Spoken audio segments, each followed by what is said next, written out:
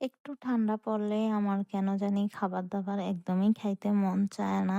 কিন্তু শীতের দিন কিন্তু ঝাল, ঝাল ভর্তা বা তরকারি হইলে ভাত খাইতে অনেক বেশি মজা লাগে। তো এই কারণে আজকে আমি চলে আসছি ঝাল, ঝাল ভর্তা বানানোর জন্য। আমি এদিকে বেগুন ভর্তা বানাবো। শীত মানেই ভর্তা ভাত ভাই। আমার কাছে কিন্তু গরম ধোয়া ওঠা ভাতের সাথে ভর্তা খেতে এত বেশি মজা লাগে যদি সেটা ঝাল, ঝাল হয়। আমি এখানে বেগুন পোড়ায় নিছিলাম আর বেগুনের সাথে কয়েকটা রসুনও পোড়ায় নিছিলাম। রসুনের ঘ্রাণটা আমার কাছে অনেক, অনেক বেশি ভালো লাগে। এই কারণেই আমি বেগুন ভর্তার মধ্যে রসুন দিচ্ছি। একবার হলেও করে খাবেন, এটা কিন্তু মজা লাগে। তো ভাবছিলাম টমেটো দিব কিন্তু আমার অনেক অলসতা লাগতেছিল। এজন্য টমেটোটা স্কিপ করে শুধু হচ্ছে বেগুন দিয়ে ভর্তাটা বানাচ্ছি। এখানে আমি পেঁয়াজের সাথে রসুন আর মরিচটা ভালোভাবে ডলে নিলাম। তারপর বেশি করে সরিষার তেল দিব। সরিষার তেলের ঝাঁজটা ওইটা দিয়ে ভাত খেতে আমার অনেক ভালো লাগে। এখন পেঁয়াজটা ভালোভাবে মেখে নিচ্ছি।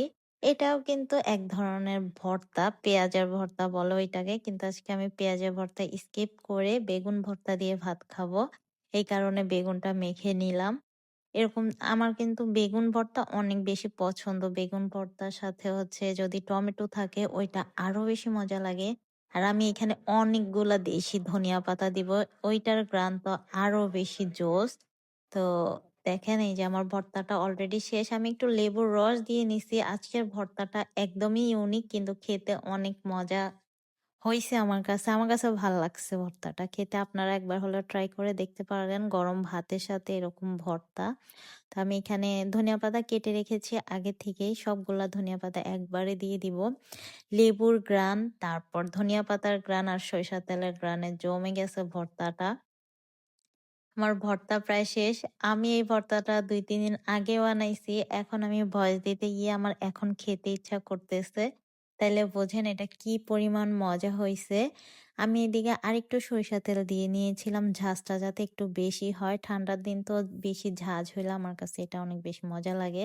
তো আমি ভর্তা বানিয়ে সাথে, সাথে কিন্তু ভর্তার প্লেটে আমি ভাত নিয়ে বসে পড়েছি। আমার ভর্তা প্রায় শেষ। অনেক সুন্দর হইছে আর ঘ্রাণটা অনেক জোস আসতেছিল। ৩ টা জিনিসের ঘ্রাণ একসাথে হয়ে মানে একদম মিশে গেছে। এই যে আমি গরম ভাত নিয়ে বসে পড়ছি সাথে, সাথে। এটা এত মজা হইছে, একটু টক লাগতেছিল কিন্তু খেতে দারুণ, দারুণ।